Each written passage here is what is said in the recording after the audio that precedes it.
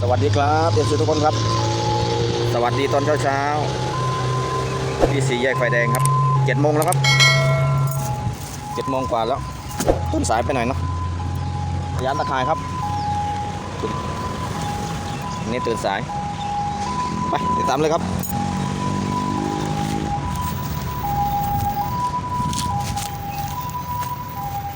มาไหมน้อหนาวเย็นนี่ครับไปสวัสดีตอนเช้าครับ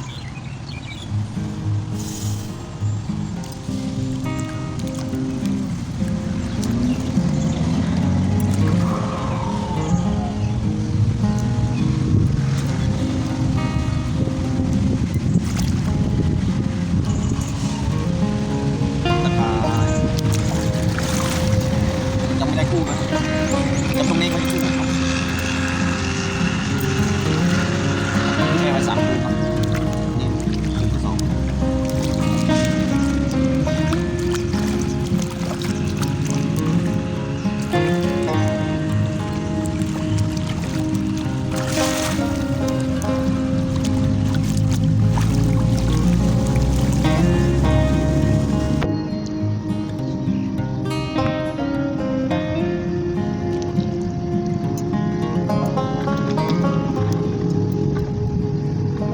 ที่ 2ไม่ค่อยจะติดเลย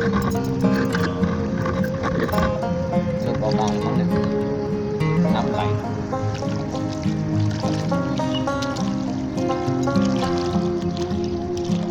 น้ำเริ่มขุ่น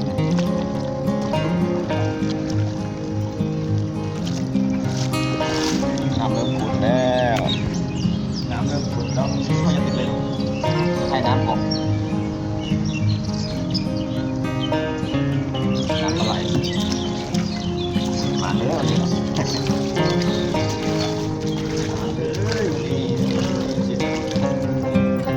ูกปลากระต๊อบ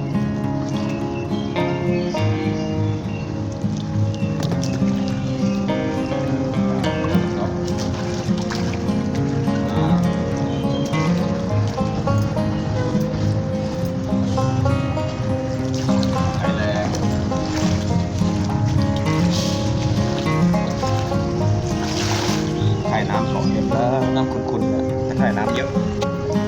ใส่น้ำเยอะเลยไม่จะติดนี่เลยต้องใส่น้ำเลย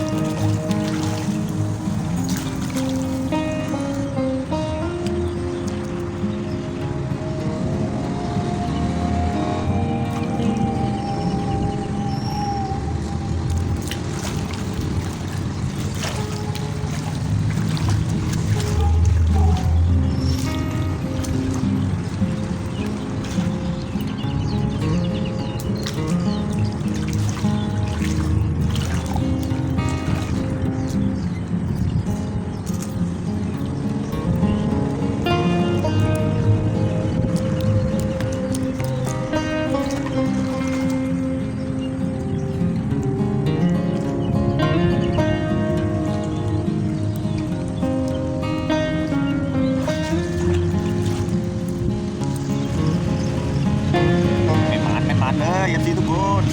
ปลาเก๋าหน้าตัวเล็ก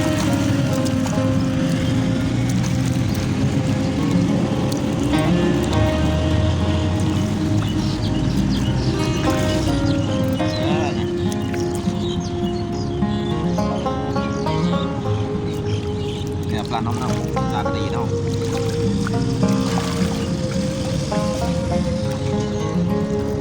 สุดแล้วครับเดี๋ยวไปยามฝั่งโน้นครับ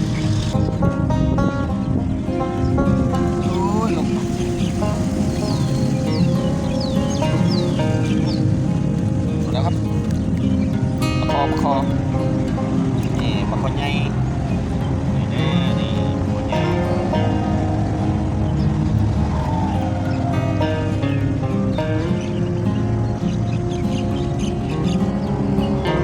ประคอใหญ่มา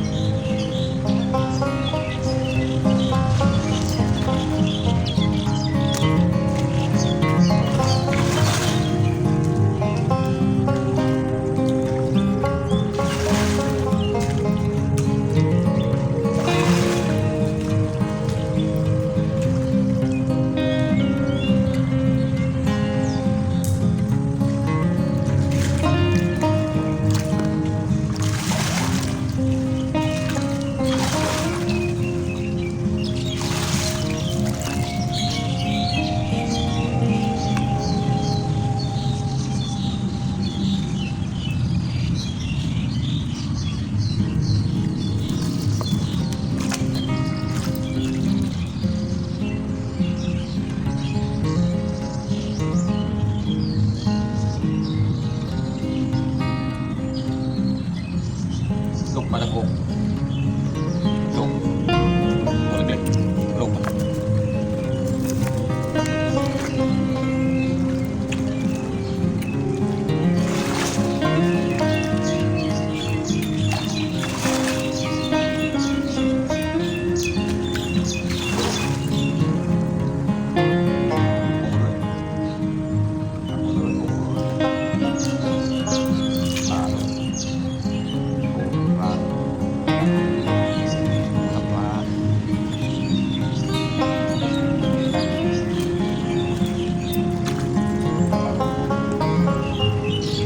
การตกต้นปูออกจากตะข่ายก็ออกขาขา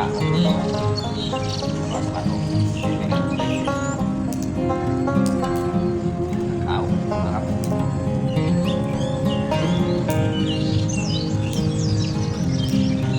การตกปูออกจากตะข่าย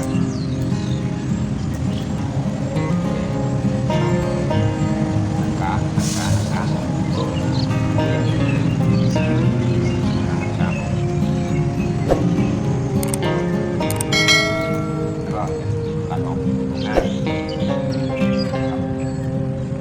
แบบนี้เลยเราถูกกันเละเราถูกกันเละเลยลูกใหญ่เลยไป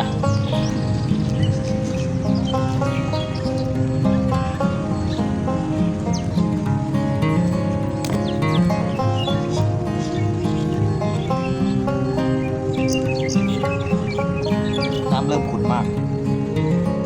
ปลาก็ปั่นน้ำแล้วก็เอาปล่อยน้ำลงน้ำเริ่มขุ่นครับปลาไม่ค่อยติดตะข่ายเพราะว่านี่มันขุ่นครับมาแล้วปลาหลดตัวแรกของวันเช้านี้หลดยากกับปลาหลด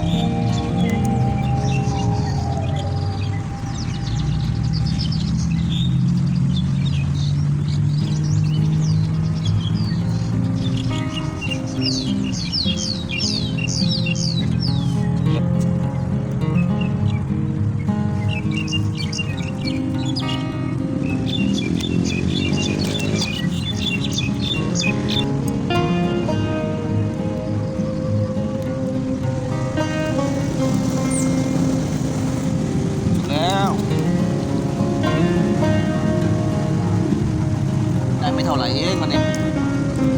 ไม่ได้แล้วไม่ค่อยติดน้ำขุ่นมาก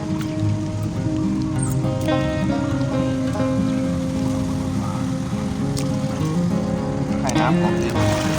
น้ำก็ขุ่นมาเลยครับมาอันนี้นะครับเดี๋ยวจะลากปลายตะข่ายนี้ข้ามไปฝั่งโน้นรัดเลยครับเราจะดึงตะข่ายเนี่ยข้ามรัดเลย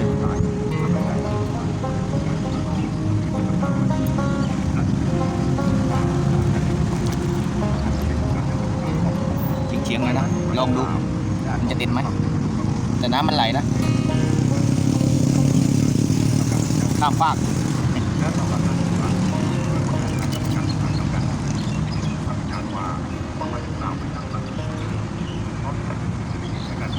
ขออนุญาตตอกตะปูกันครับต้องเอาตะปูตอกมัดไว้ไปติดตามกันที่บ้านครับจะได้เยอะได้น้อยขนาดไหนก็ต้องติดตามครับครับลุกมาทำไมลุงยำตะข่ายมาทำไมไหนสวัสดีครับนี่สวัสดีตอนเช้านี่ลุงได้ปลาเราพอจะได้อยู่นี่จะไปโรงเรียนไหมลูกจะไปโรงเรียนไหมนี่วันหยุดทำไมหลายวันใช่ไหมวันหยุดนะครับได้ประมาณนี้ครับได้ปลาหลดวันนี้ได้ปลาหลด4 ตัวแล้วมั้งเนี่ย4 ตัวหอยด้วยครับเดี๋ยวปนยุ่นเนาะเดี๋ยวจะเปลี่ยนไม้ใหม่ต้องสลัดตะข่ายก่อนตรงนี้ค่อยอันนี้ครับเอามาล้างอีกตะข่ายน้ำมันเยอะเต็มเลย มันครับสำหรับคลิปนี้ก็ขอจบคลิปไปเพียงเท่านี้นะครับการหาอยู่หากินแบบบ้านๆมีได้มั่งไม่ได้มั่งครับเป็นบางเวลาบางวันครับในแต่ละวันติดไม่เหมือนกันมันจะติดไปตลอดก็คงเป็นไปไม่ได้ครับเนี่ยได้ประมาณนี้ครับปลาโคปลาช่อนลูกปลาช่อนปลาเปได้ตัวเดียวสวัสดีครับฝากกดไลค์กดแชร์กดติดตามกด Subscribe แล้วกดกระดิ่งด้วยนะครับเดี๋ยววันนี้จะแดดออกก็จะเอาปลามาตาก8 โมงแล้วตั้งแต่7 โมงนี่ก็8 โมงแล้วครับสวัสดีครับเราจะเอาหมักรสดีเอามาตากครับ